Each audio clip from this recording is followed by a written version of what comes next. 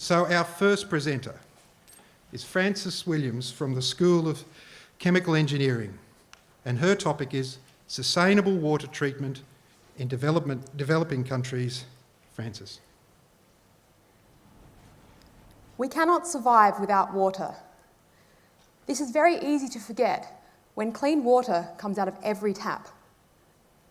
But for 336 million people, about 30 times the population of Australia, this is not the case. And contaminated water directly contributes to the deaths of 1,000 children every day. That's children under 5 years old. Chlorine is very efficient at killing bacteria, but there are many regions, especially in the tropics and the subtropics, where it's underused, misused, or too expensive. Moringa oleifera is a tree that grows in these regions. Its seeds contain a small protein that kills bacteria and clarifies cloudy water. The seeds are cheap, plentiful, and already used in local foods and traditional medicines. The seed powder kills a range of bacteria, including cholera and typhoid, and is already used in water treatment in rural Sudan. Preparing the seeds is a labour-intensive process, and the seed particles cannot be reused. And they quickly break down, leaving an unpleasant taste to the water. My research has focused on isolating the moringa protein and attaching it to sand, which is commonly used to filter solids from drinking water. This moringa functionalised sand not only filters solids, but also attracts and kills bacteria as the water passes through. This attachment prevents any further attachment of bacteria.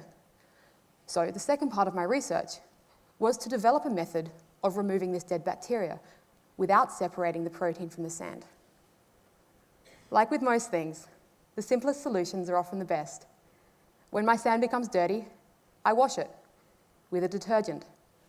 This causes the bacteria to separate from the protein.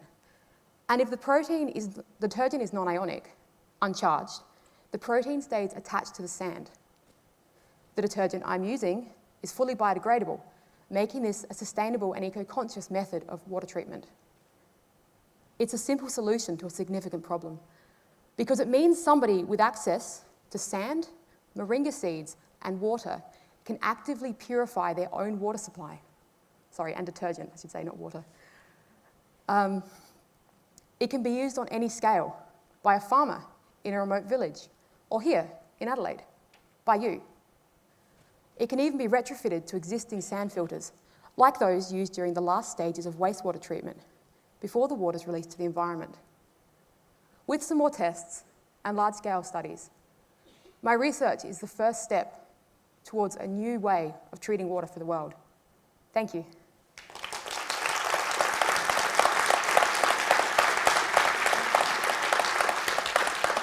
Thank you very much, Frances. I think we may have a question from one of our judges. Thank you, Frances. The question is around where you see your research going long term. Would you envision seeing new markets for the natural products, or would you see an industry that would look at synthetic molecules that you would take forward? Well, very good question. It could be used for both. There's quite a big area of need in the developing world, in the countries I mentioned, which could just use the seeds from the tree. However, a very interesting article was published a while ago from a group in Switzerland who can produce this protein using E. coli.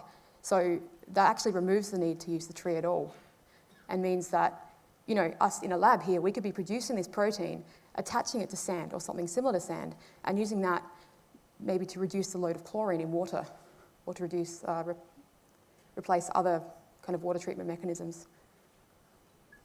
Thank you.